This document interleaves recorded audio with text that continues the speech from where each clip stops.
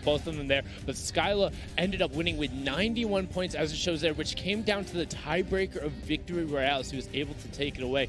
But largely, we've talked about the Oceania region. We've talked about the X2 twins and how a lot of people expected them to dominate. But as of late, it's been the Chiefs boys who have really been kind of pushing the tempo there. And we see it's a lot of aggression. They're constantly going into other people's boxes, looking to find the picks. And then they utilize these heavy snipers. I know we talked about it a lot yesterday, but these two in particular, Skyla and Sync, have just hit shots with it. No problem. They put it to very good use, both when working with each other and as individuals. Yeah, man. And you got to think, too, being able to say, hey, listen, I'm #1 in the region feels pretty good.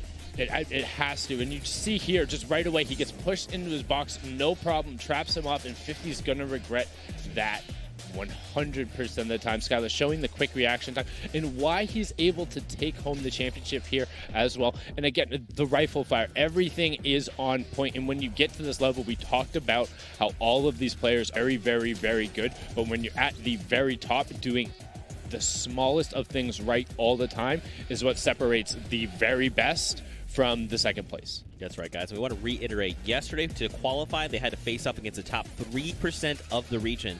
And then from their finals are top 3,000 of the top 3%. So every game is going to be as difficult as it can possibly be. The very best of the best all facing off. Massive props to Chief Skyla.